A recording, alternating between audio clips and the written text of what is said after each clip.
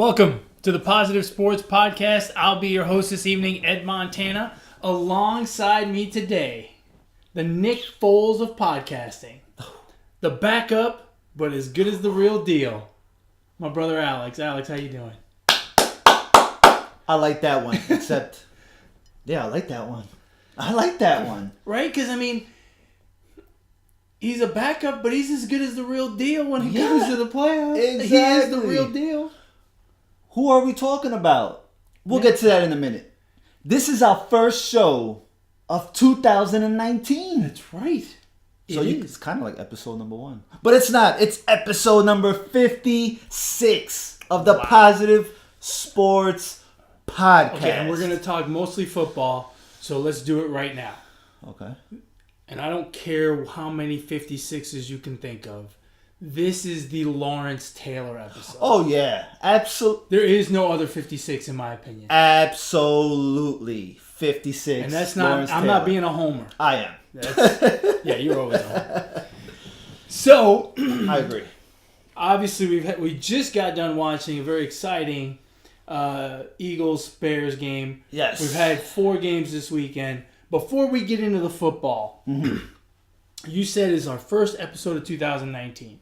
Yep. So, what is your one wish? What would you like to see more than anything else in 2019? I wish for 2019 that we can see more funny memes. I hope someone in the playoffs later on down the line is looking like they're skating and, just the funny memes. Memes. No, they make me laugh. Seriously, in the world of sports, what's the one thing you would like to see? In the world of sports, I mean, I don't know. I don't know. I guess more, more sports. less sports that really don't matter. Because there's a lot of sports out there that... Oh, I disagree. No one's watching. I disagree with that. More sports is better. You ever watch a good cricket match? No. I love Not it. on my TV. I love it. I'll watch anything, man. I'm a degenerate sportsaholic. Yeah, I am too. I mean, I'll watch anything. I don't give a shit. If I can't sleep late at night and I'm flipping through channels, I will watch fucking Old Dominion versus Duquesne women's basketball or some shit. I will watch anything. You need a life. Maybe so. Okay, my wish for 2017, for 2019. 17? I'm going backwards. Dude, that's 2 years ago. I'm trying to get younger, bro. No, my sports wish, actually I have 2. My sports wish for 2019. 1, please NFL, figure out the catch rules. I know we've talked about this before, but please figure out the catch rules.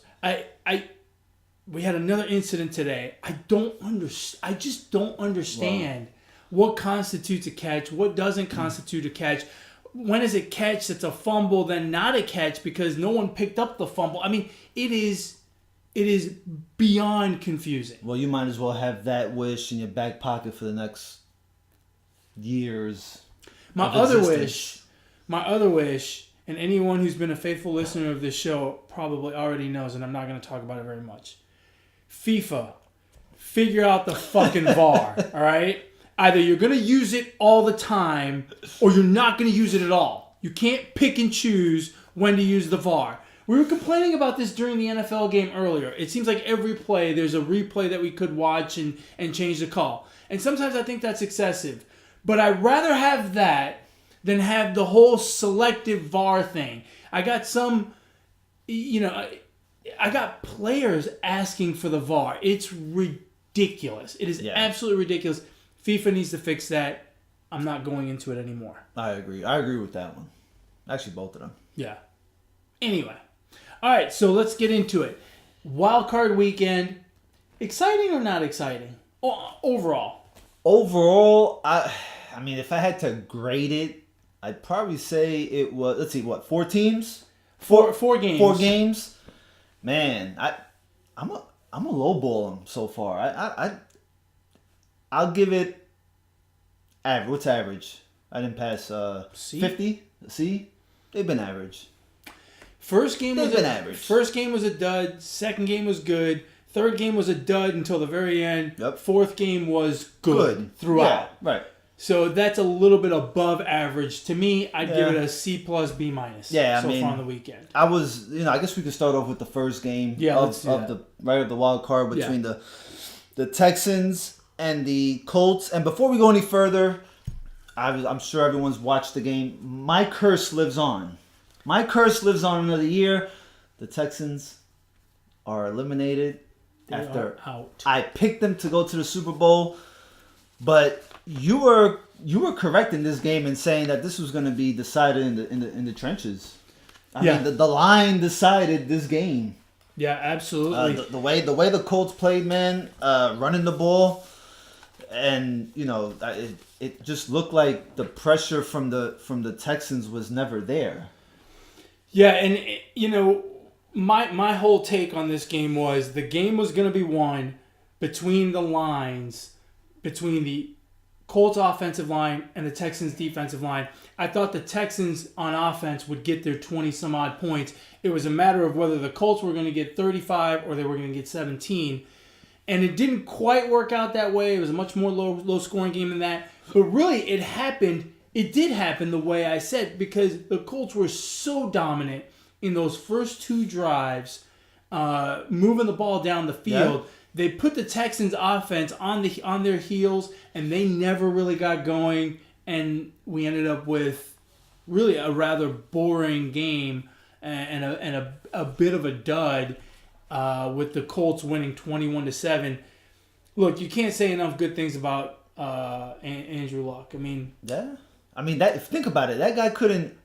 He had to throw a Nerf football at the beginning of training camp. Like he couldn't palm an NFL-sized football. Dude, when I was a kid, I could sling a Nerf, bro. Oh, they had the cool one with the little whistle inside the screen. I didn't even need those. Those were awesome. Yeah, they made a lot of noise, but I mean, I could take a Nerf and I could chuck it. Yeah, well, you didn't have shoulder problems like. No, I know, but I'm just saying, back in the day, I mean, I could sling a Nerf ball like 400 or 500 yards. 4 football feet. I mean, I had a cannon with that ball. I wasn't accurate, but I could fucking throw it. Hey, but think about that for a second. Within a year, it is an incredible the way he's like progressed has been amazing. And when you look at this Colts team, they got a young offensive line. Like Giants, please take notes. They have a really young offensive line. That kid Quentin Nelson, drafted like 6th in this past draft. I mean, they've been blocking so well, running the ball. I mean, it really that offensive line has taken that offense. You really can't say enough good things about that offensive line. A rookie coach. Yeah, and look, I mean, he's a rookie coach, but he did go to the Super Bowl last year with the Eagles, and he did a fantastic job. He's done. Did he? Yeah. Oh, he was there. He was their offensive coordinator. Oh, or whatever. I didn't know that. So he's done a great job, and look, he's a pretty cerebral guy. I mean, he was a quarterback in the NFL for many years, so he's not not a dummy. And he's done. I'm more impressed with how he kept that team together at 1-5, and they've been basically playing playoff football for the last 6 weeks because I mean they've had to come from so far back. They dug themselves quite the hole early in the season, but Andrew Luck's he's the man. I mean, we forgot how he obviously missed an entire season. He did struggle, I think, a little bit physically in the beginning of the season, and we forgot that this is a franchise caliber quarterback, and he's just proving it all over again. Really, really neat to see. Good dude from here in the Houston area, and he's from Houston. He's from the Houston area. I actually watched him play in high school. He's a hell of a player, man. He's good. And the Texans, they started off slow also, not as bad as 1-5. Started off 0-3 and then reeled off about 9 straight wins. Yeah, something like that. Pretty much had a good hold of that division for the most part, but throughout the season, you saw issues with the offensive line, and it seemed that well, in this game against the Colts, it feels like Watson's ability to throw a good pass, it showed a little bit. Because some of the passes were short. Yeah, he bounced a few that I was pretty upset with. And the line didn't really give him a lot of time. Again, you win in the trenches. It's weird because I don't feel like the Texans are far away. I don't feel like they're very far from being a dominant football team. But I don't really know what they have to address. Their defense is good, but their secondary is a little spotty at times. And Clowney and Watt were pretty much shut down yesterday. Clowney has just huge chunks of time where he is completely absent from the game. And I don't know if that's a scheme issue from other teams or if that's just him. But there's something not quite right there. Offensively, I think Deshaun Watson is awesome. Remember, the kid's only started 20 some odd games in the NFL. He's not, it's not like he's a 5-year guy. But yeah, he does sometimes when he throws the ball, it's just not very accurate. The running game is okay, but not great.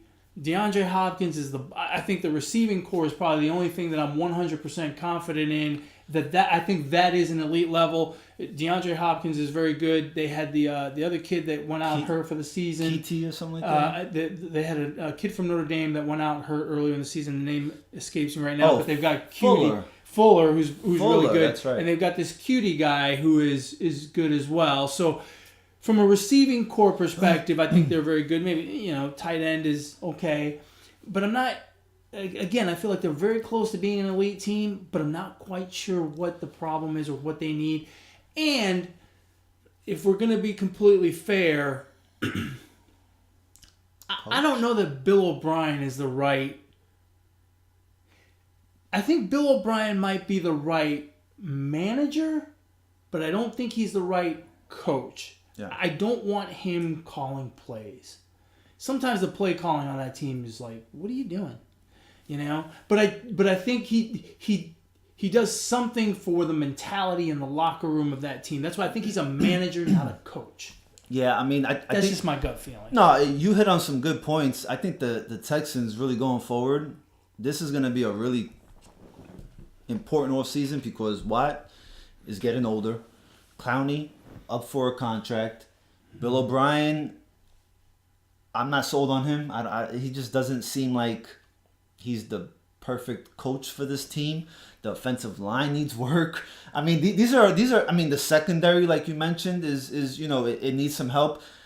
There's some holes in this team that really need to be addressed. Yeah, and I feel like if they don't make some serious moves this offseason, they could be one injury away from being 5-11 next year. Yeah.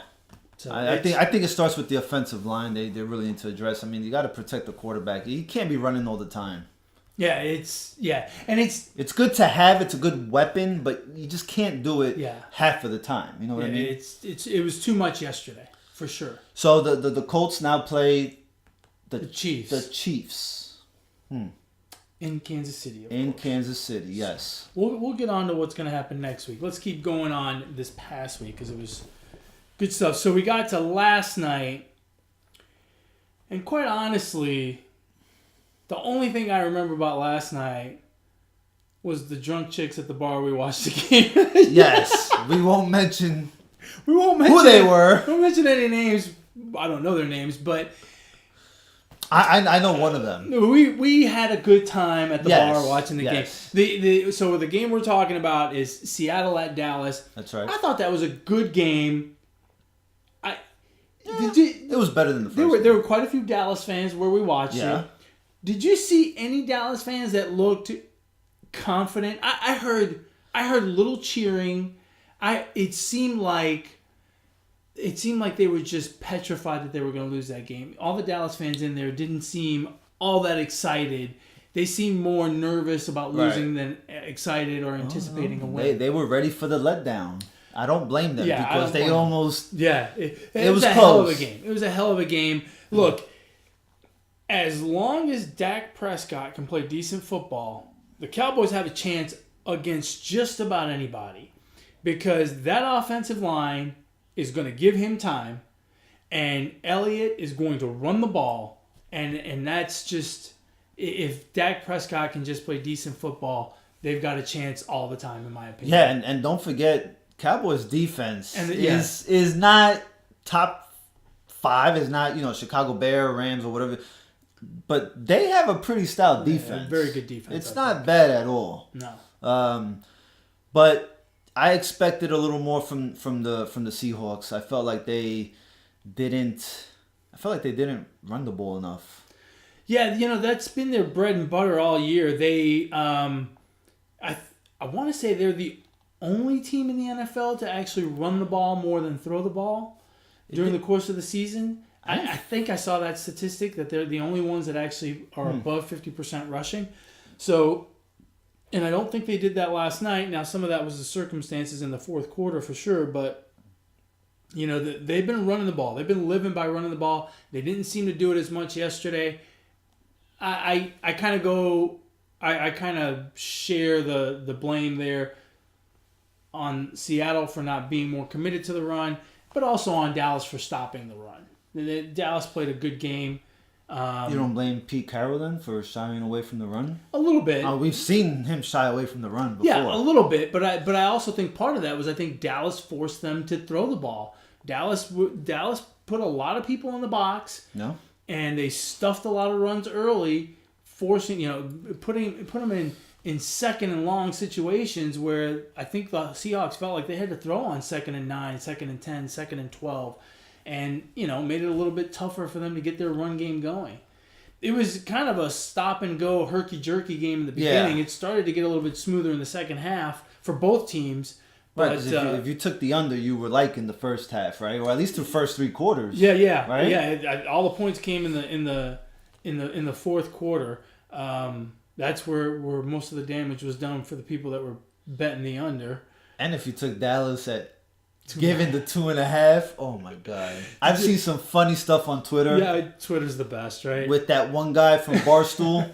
That guy, that degenerate gambler who's just losing it. Man, that's a really bad But beat. Anyone who's ever bet has done that math just like that guy. Anyone who's ever bet the over/under has done that. Okay, that's fine. They scored a touchdown. Right. That's okay. They'll kick the extra point. No big deal, right? And it's one of those things, right? If Janikowski doesn't get hurt on that field goal attempt right before halftime, they kick the extra point. They try to tie the game at 24. Onside kick, try to kick a field goal to tie. But they didn't have a kicker, and their punter was so bad that they didn't even want to try an extra point. What the hell was that? That was the worst attempt at the onside kick? At the onside kick at the very end. Someone could have done better. Someone else could have done better than that. I don't understand. I understand he's the punter, but put the damn ball on a tee and just kick it on the ground. I mean, it's not that hard. I don't think it's that hard. Well, memo to football teams or college teams: if your kicker goes out, train your punter. Yeah, I mean, to learn how to kick an onside kick. Why is he not on the sideline with the ball on the tee, kicking it, trying to dribble it into the net over and over again until it's time? I don't know. But really unfortunate for them. Speaking of unfortunate, that Dallas receiver, Hearns, that is one of the most gruesome things I've ever seen. But good news is, I read a report today. He had surgery today, and he is expected to be back for training camp in August. Damn. Unless there are complications. Isn't that incredible? I mean, you can damn near see the bone pop out through his sock. Yeah. It came out of his skin for sure. Yeah, for sure. And it almost came out of his sock. They almost had to pick up the pieces on the field. Thank God he had socks. I mean, it was gruesome. And as I'm saying this, someone is listening to this going, oh, wait, let me find, what was his name again? Hearns. Alan Hearns. Yeah, because I know there's someone out there going, oh, I want to see that. If you've never seen that one, YouTube the basketball player, the guard from Louisville, in the tournament, in the March Madness. Now that one, talk about gruesome. There was another one over the weekend. An MMA guy went to kick somebody and the guy that went to kick broke his. Yeah, it broke it on the other guy's knee. Didn't that happen once before with what's his name? Anderson Silva. Yes. That's right. The Brazil, right? Yeah, he's a Brazilian guy. Yeah. He went to kick Chris Weidman. Yeah, that was. They showed it in slow-mo, and you could see his leg wrap all the way around the other guy's leg. The damn snake. God. There are some gruesome ones out there. The most gruesome one I've ever seen is the one from the World's Strongest Man competition. These two guys were arm wrestling, and this guy's forearm snapped in half. It was disgusting. Well, in honor of podcast number 56, Oh, yeah, that's right. Lawrence Taylor had probably... Yeah, one of the most gruesome ones as well. That finished Joe Theismann's career. Sorry, Joe Theismann. It's kind of appropriate that we got on this I know, right? gruesome subject since it is episode 56. That's right. I guess we could have talked about it on episode 7 for Joe Theismann. Yeah. We'll bring it up again in episode 107. 107, there you go. Jeez. So the Cowboys move on. Boo. And then today we got the first game, which was the Baltimore-Los Angeles Chargers game. No, you said it right. I'm proud of you. Yes, I had to make sure. The Chargers won that game 23-17. It wasn't that close, although Baltimore did have the ball with 54 seconds left and, on their own 35-yard line, I think it was, down 6 points, so they had a chance. Lamar Jackson fumbled. He's had a bit of a fumbling problem this year. He fumbled one more time. And that was the end of the game. The Chargers look really good, but I don't see it for them going forward. I'm actually... I thought they would do better today. They've seen... This is one of those things where I felt confident, and I think last week when we talked about the one home team that was going to lose, I picked the Ravens, and this is why. They played the Chargers a couple weeks ago, right? And the Ravens won. The Ravens won that game. It was a close game. It was out in L.A. But, when you see a team twice like that in a few weeks, when you don't see them every season, right, like a division rival, you pick up some stuff and you make some changes, and I think it usually benefits the team that lost, right? Because they make the bigger adjustments. The team that won says, we won. We're going to do the same thing, right? And they had some new wrinkles for Lamar Jackson, and the offense never really got going, although I didn't feel like it was Lamar Jackson's fault. I don't think he played great, but I don't think he played terrible either. I started watching the game with 10 minutes left in the first quarter. Mm-hmm. So I missed the first 5 minutes. And the Ravens already had 3 fumbles. Only 1 was lost. It didn't get any better after that. So I give credit to the Chargers because they played excellent defense.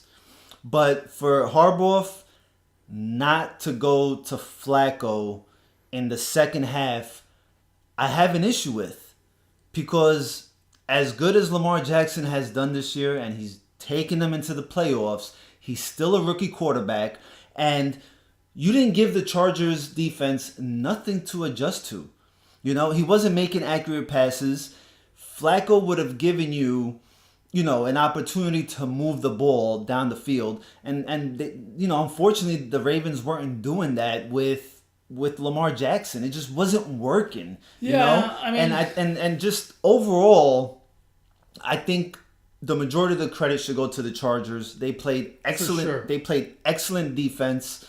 Way back when they had a lot of injuries on defense, and they really, I think they created like 6 turnovers or something like that. I mean, they had like a couple interceptions, and the ball kind of bounced their way. And sometimes that's what you need, a little bit of luck sometimes in these playoffs. And it seems like things are going, the Chargers' way right now. But I definitely would have went to Flacco in the second half without a doubt. I mean, it just didn't seem like it was going to work with Lamar Jackson there. Yeah, I disagree. I don't think the troubles on offense were completely attributable to Lamar Jackson. They couldn't run the ball either. That's not Lamar Jackson's fault. It just didn't seem like the offense could really get going. But here's my problem. Joe Flacco is not, in my opinion, he's not a great quarterback. He's not, I don't even think he's a good quarterback anymore. I think that we're thinking about the Joe Flacco that took them to the Super Bowl against San Francisco 4 or 5 years ago, whenever that was. And that's all fine and dandy, but that's not that guy anymore. And there's a reason he lost the job, and it's not just the hip injury. Because when he came back, he didn't even sniff the starting job. Lamar Jackson's been playing pressure football for 9 weeks or 10 weeks, however long it's been, and he's got him this far. He got him to a division championship in a tough division. He's played well. I think the entire offense did not play well, and I don't think it would have made a difference to put Flacco in. And quite frankly, you ride the horse that got you there, and even if he's not having the greatest of days, I think this is a great experience for him going forward. I think he will benefit greatly from having gone through the experience of an entire playoff game like this against the Chargers today. And look, again, I put Lamar Jackson kind of in the same category as Deshaun Watson. They're a young guy, right? He's barely started this year, right? 8, 9 games. I think he's going to be fine. I think he's going to be really good. Obviously they still live and die by that defense. I wouldn't have gone to Flacco, personally. That's just me. Yeah. The Chargers move on. I'll tell you what, I'm concerned for the Chargers going forward. Melvin Gordon again dinged up today. Ingram got dinged up a couple times. It seems like they're starting to wear down, and it may just be bad luck. I don't know, but I don't know. I feel like the Chargers, have been playing good football all year long. Mm-hmm. They show that they can come back from behind, beat the Steelers. They show that they can hang with the Chiefs. I think their defense is playing good football. Pretty good. They look good today. So, and this is a team, like you said, they seen the Ravens, they seen Lamar Jackson, so it's easier to to prepare, to what to expect going in. Correct. So, Chargers look all right to me. And then the last game of the weekend, really kind of a nice way to finish off the weekend. We got probably the most exciting 16-15 game you're ever gonna get. Yeah, no shit. That game with the Eagles and the Bears I thought it was great. Neither offense could really get going. It seemed like a lot of fits and spurts, right? They'd go down the field 30 yards and then completely stall out. Or they'd go 3 and out. Or, it just seemed like it was very difficult to get a complete drive from end to end going. A good 70, 75-yard drive. And the Eagles pulled it out in the end. Down 15-10, Nick Foles drove him down the field. It got, from a strategic point of view, it got very interesting at the end. Do you let him score the touchdown? Do you take the timeouts? What do you do? And then the Eagles, throw a pass to Golden Tate to score the go-ahead touchdown, puts them up 16-15. They go for 2. They don't make it. And just incredibly dicey situations that, the running back from the Eagles reaches the ball over, loses control of the ball before he breaks it on the 2-point conversion. If Chicago picks that up and goes the other way, Chicago wins that game 17-16 or takes a 17-16 lead. I mean, it was incredible. And then Mitch Trubisky drives him down the field, does a decent job, and they end up going for a field goal, a 43-yarder. They make it, but wait, there was a timeout called. He goes to kick it again, with the Eagles having no timeouts now, and 10 seconds left in the game. Hits the upright, and then somehow hits the upright and comes straight down to hit the crossbar and does not make it over. Comes back into the field of play and misses that field goal. That damn shaped football. Yeah. Right? Because if it was a baseball or something, or like a round ball, it wouldn't have done that. Yeah, it's incredible. It's absolutely incredible. A double doink, as Chris Collinsworth called it. I didn't hear Golden Tate's name all game long. No. But, they traded for him, and they went to him, and they got a touchdown. Big touchdown for him. credit to the Eagles' offensive line. Foles got hit a few times. I didn't hear much of Mac's name. No. And there was other times that most of the time it looked like Foles had time to throw. He had a lot. He had time to throw. He had a pretty big pocket. It seemed like not only were they not getting to him, they weren't even really getting in his face. Yeah. No pressure up the middle. Yeah. And we're talking. You're going against the best defense in the league. Right. Yeah. And you're right. Khalil Mack was pretty quiet today. God damn, I couldn't remember his name, and I was gonna say Kevin Mack. That's why I only said Mack. Khalil Mack. Yeah, he was pretty quiet today. The guy in the middle, Nix. That guy is a beast. Yeah. No, I mean they were, and the Eagles were routinely double teaming him and whatnot. And I think that kind of kept him at bay. But he gave the Eagles running game fits if they were going to try to run between the tackles because he was taking up two guys, and if they were only putting one guy on him, he was sliding off and making tackles, and he had a great game. My one complaint with the Bears is I think it was a great game. Before halftime, I told you this. They had the ball with a minute 10, I think, left in the quarter. They had all their timeouts, and they moved down the field like, "Hey, let's just get a field goal." And I was like, "You got a minute 10 and 2 timeouts or 3 timeouts? Man, try to work your way down the field and get a touchdown." I thought they were conservative. Yeah, I thought they were too conservative, and they didn't seem to really go for it, which I thought was silly. That's exactly what they did too, right? We just went down and got a field goal. They got a field goal. That's all they got. And and it was right before halftime when we got that really screwy play on the catch and fumble with no clear recovery, which made it an incomplete pass. Right. Explain that again and break it down because nobody knows. So let me explain this to all the fans out there. So Mitch Trubisky throws a pass down the field, 30 yards down the field. The guy catches it, takes 3 steps, on the way down gets stripped by the Eagles defender. The ball goes rolling around the 5-yard line. Sounds like a fumble to me so far, but go ahead. Right. No one goes to pick it up. The referee picks it up. And, of course, the Bears challenge it. So because no one picked it up, the completion didn't count either. So it was a clear completion. He took 3 steps. It was a clear fumble. The ball was stripped out before his knee and or elbow hit the ground. The refs confirmed that because they're saying no clear recovery. So they're confirming that it's a fumble. So because there's no clear recovery, then the pass becomes an incomplete pass. How does that happen? I'll tell you how. It's the NFL. Back to the beginning of this show. That's why you wished. In 2019, please figure out what's a catch and what's not a catch. I don't understand. If no one bothered to recover the ball, why isn't the ball spotted at the last point where someone had possession? Or where it was fumbled, right? Right, which would be where it was fumbled, right? Like when you fumble it out of bounds, right? The last point is where the ball's spotted. It doesn't become an incomplete pass and go all the way back to the line of scrimmage, the original line of scrimmage. Why couldn't it be spotted right where he fumbled it? I just don't understand. They'll look at this play and revise the rule again for next season. And here's the other thing.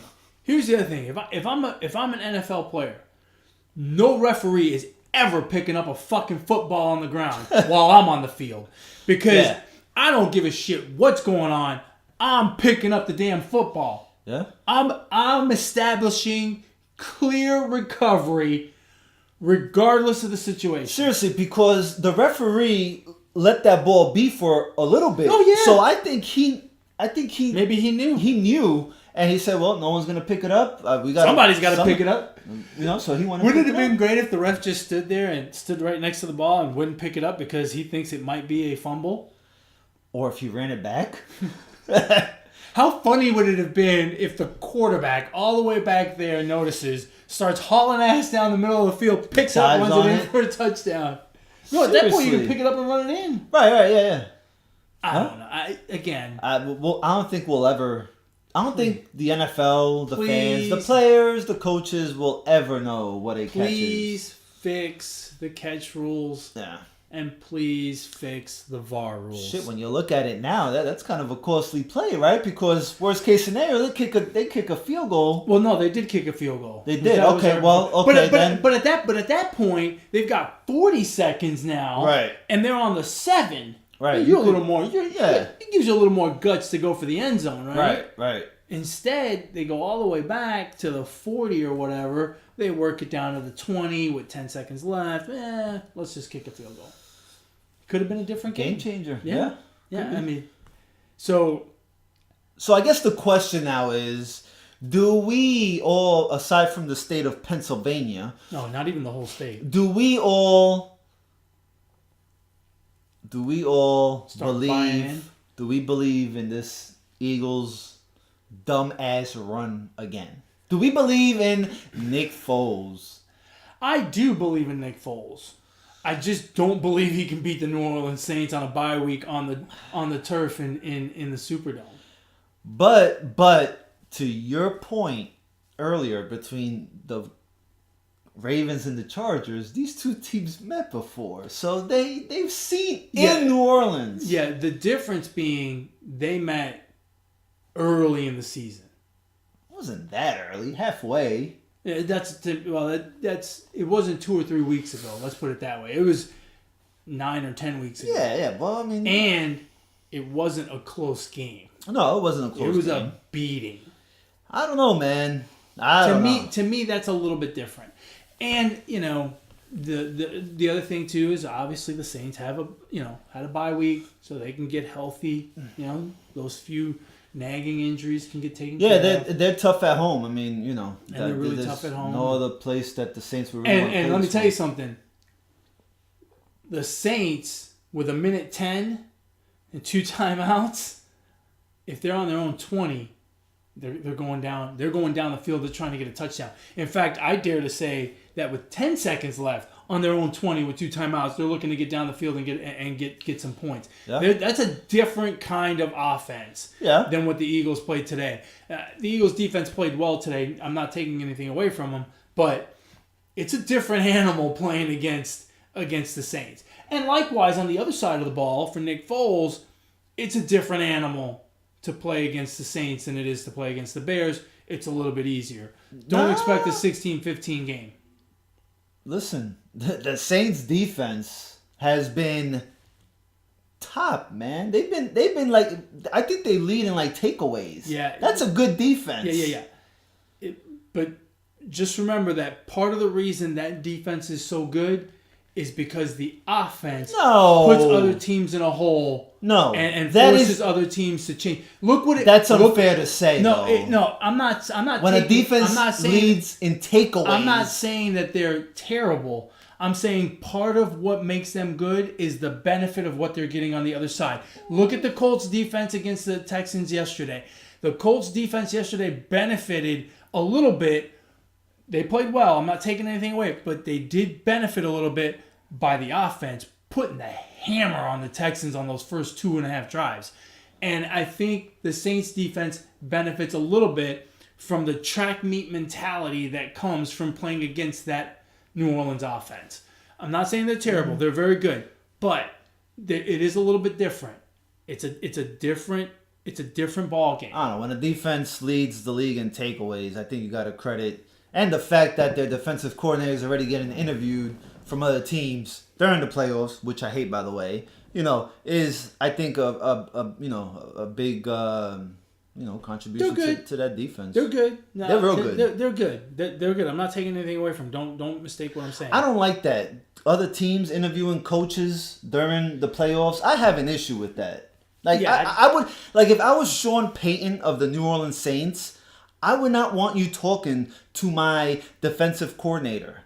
Yeah. You know what I'm saying? I would not want that. I think they're meeting during this week.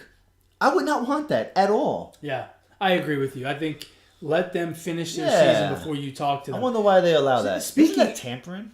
No, you have to ask. Magic Johnson? You actually have to ask for permission, and teams And normally will grant Oh, permission. see, okay, then I fault the team, right? If the team is granting permission, Sean I Payton. would say no. You talk to him after. Yeah, the only problem with that is a lot of these offensive coordinators and defensive coordinators, obviously they have aspirations to be head coaches. They're not going to want to come play for you if they're not going to want to be your offensive coordinator if they know you're going to pull that kind of move on them. Nah, man. So, I mean, I understand what you're saying, right. and I agree, Yeah. but I also understand the other side. Yeah. Sean Payton kind of has no choice. Okay, then the league should step in and say, just don't allow it. Don't allow it until Yeah. the playoffs. You know what I found funny was the offensive coordinator from the Tampa Bay Buccaneers got 2 interviews. 2? Yeah. 2? That's Yeah. too many. Who wants to talk to that guy? Adam Gase got interviews, I think, also coming up Yeah. from the Dolphins. Like, yeah. But, I he mean, might be. His situation's a little bit better because he did coach a pretty decent offense, and he's going from head coach to OC. Yeah, and he had to issue with cokeheads. Right. It's a little bit different in the Bucks situation because that guy is an OC interviewing for a head coaching job, and I'm like, you didn't run a very good offense in Tampa. What makes you think he's going to be a good head coach? Here's something even funnier.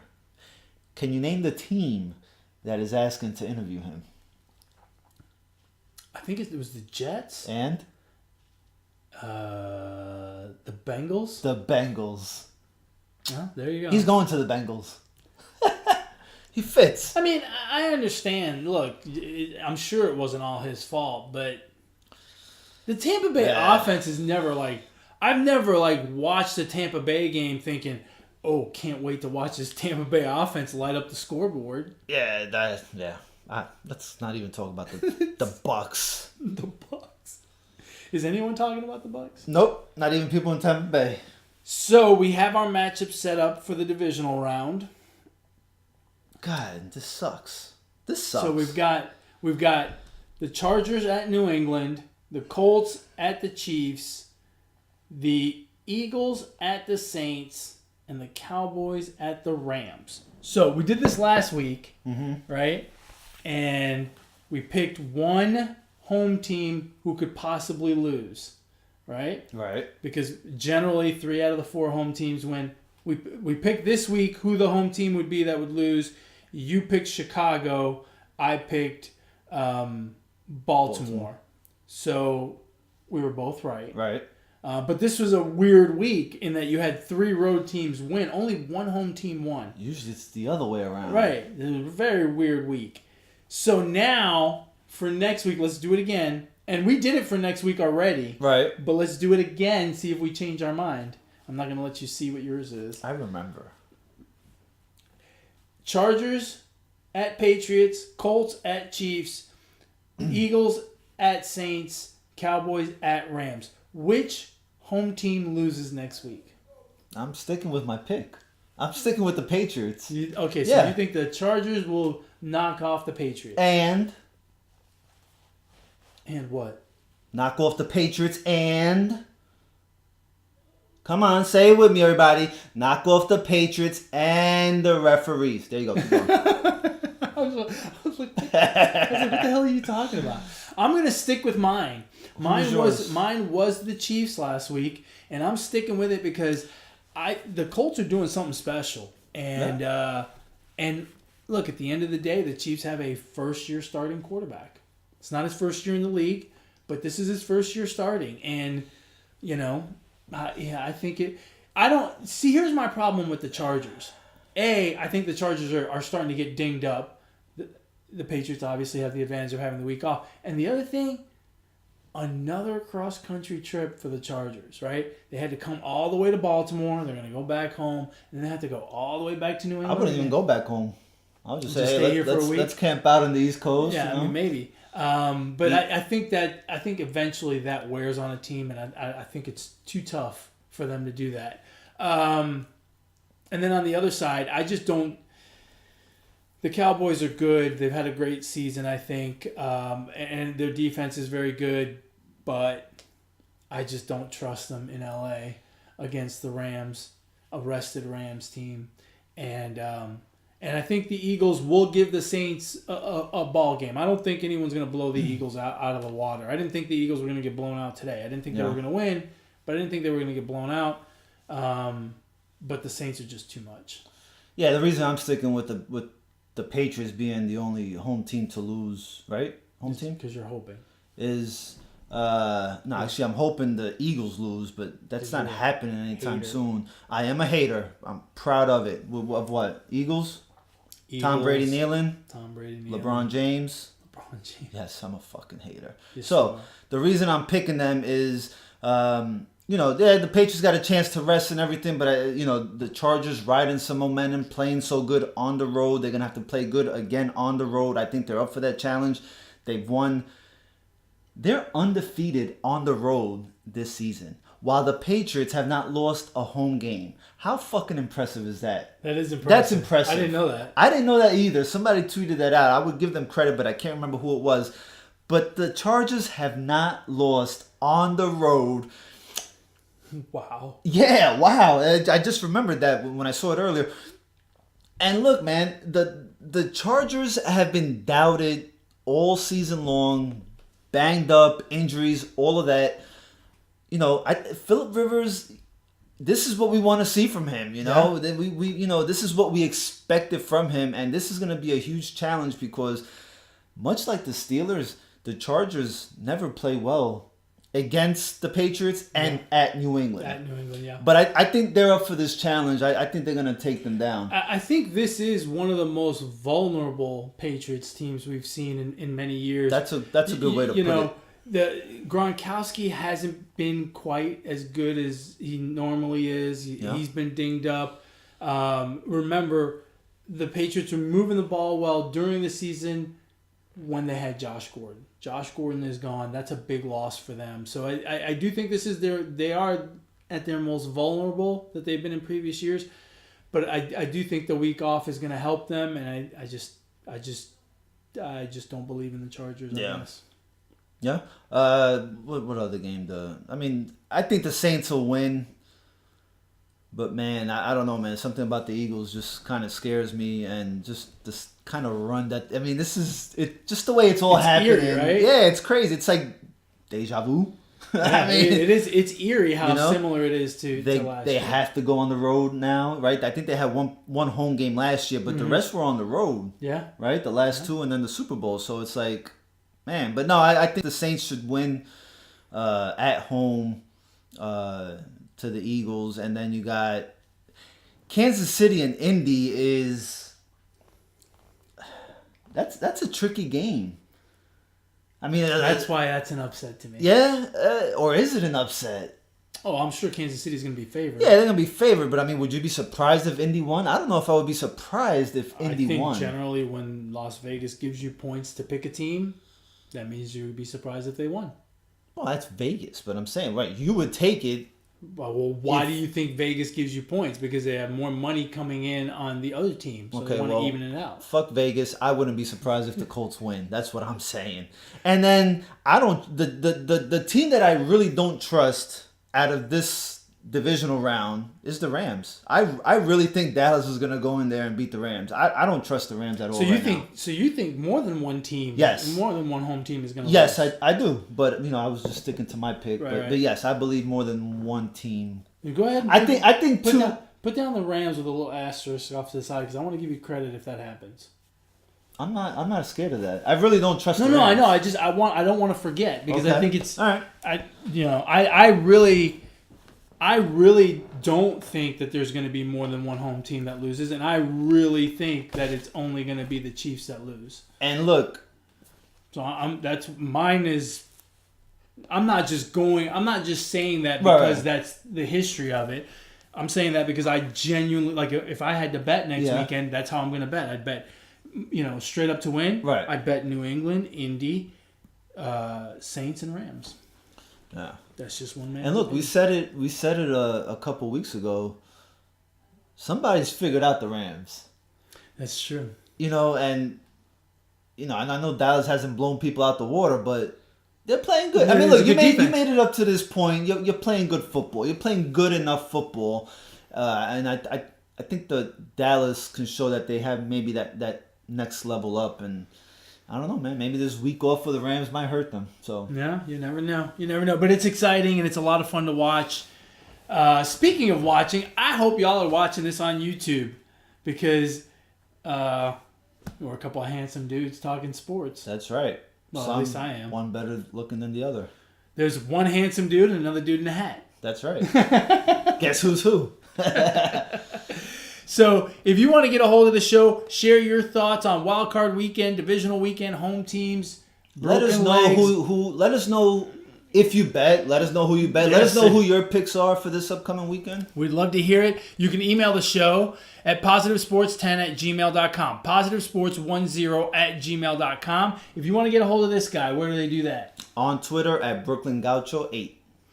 And likewise, if you want to get a hold of me, you can get a hold of me on Twitter as well, at eMontana21. You can also reach the show on Twitter, Positive Sports 6. However, at Positive Sports and the number 6.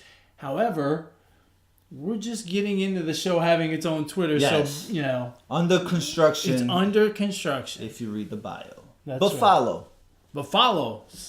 And speaking of follow, if you want to follow the show, if you want to make sure you get your weekly dose of the Positive Sports Podcast, sometimes twice a week because we get crazy that way, make sure you subscribe, like, follow, whatever, on YouTube, iTunes, Google Play, Podbean, whatever platform you choose to listen to these wonderful shows on. Go ahead and hit that like button. Go ahead and share your comments with us. Again, we'd love to hear from you. With that, I am just about ready to wrap this thing up. You got a shout out this week? My shout out goes to I want to shout out Mean Gene Okerlund. If you were born in the 80s like I were and you watched some good old school wrestling, you saw Mean Gene Okerlund interview Hulk Hogan, Macho Man Randy Savage, Mr. Perfect, Ultimate Warrior, and he had such a distinctive voice, you can say, I guess. To me it was. And just, he was there with like all-time great performers, and he was such a key piece in wrestling at that point, because he made the enemy go against the ally, you know what I mean? So Yeah. it's like it was he played the part of kind of instigating and stuff like that, and he has such a good quote when he got inducted to the Hall of Fame. It was like, when I pass, and don't quote me, but it's something along these lines: when I pass away, make sure you bury me face down so all the critics can kiss my ass. That's a I good thought that was awesome of him to do.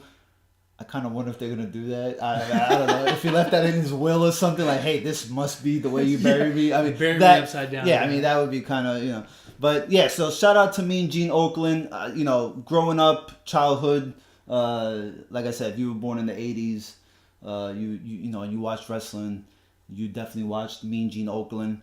One of the greats, man. Yeah. One of the greats. The thing about that guy that obviously when I was a kid I never noticed it, but I saw a lot of clips this past week on his passing. He never flinched. Did you notice that? No? He's doing these interviews with these guys. He's holding a microphone, and of course, he knows it's scripted, right? But these guys are screaming and yelling, and sometimes I'm sure he probably didn't even know what they were gonna say. He's just interviewing, right? He's not like He's not a main character in the play, so to speak.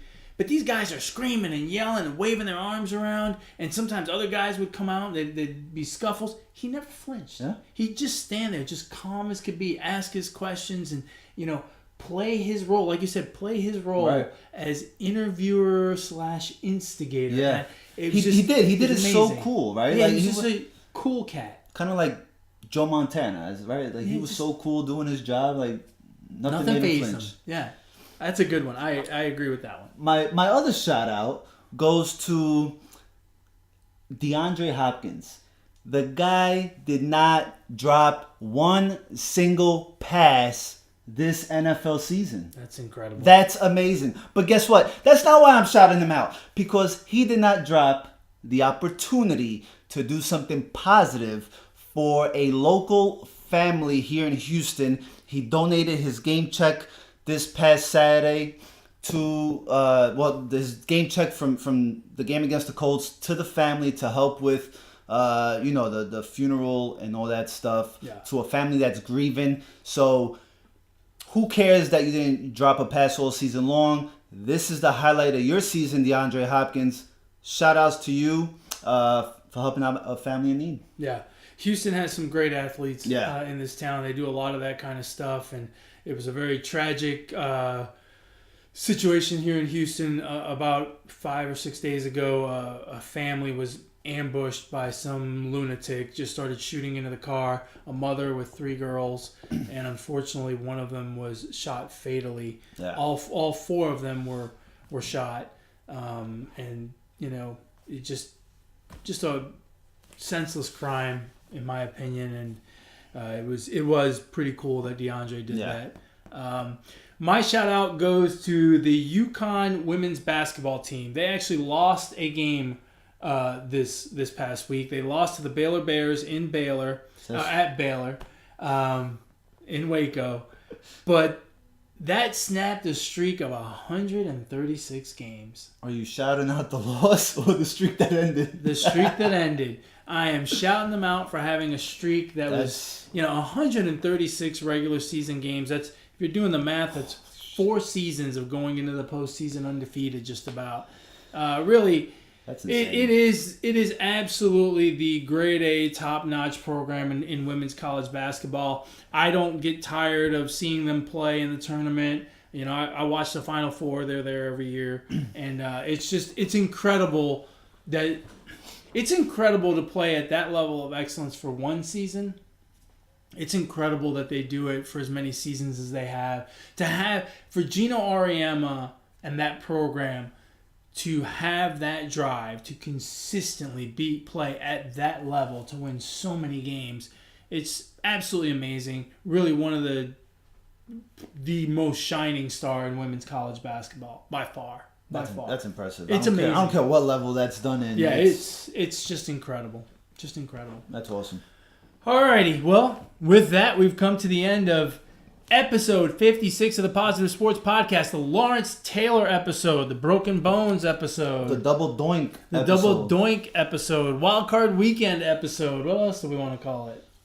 The fucking Positive Sports, go check it out episode. That's always a good one. That's every episode, bro. With that, folks, as I always like to say, I'm not changing it up in 2019. The truth is the truth, man. Ignore the negativity. Be the positivity. Peace. I got a wedgie.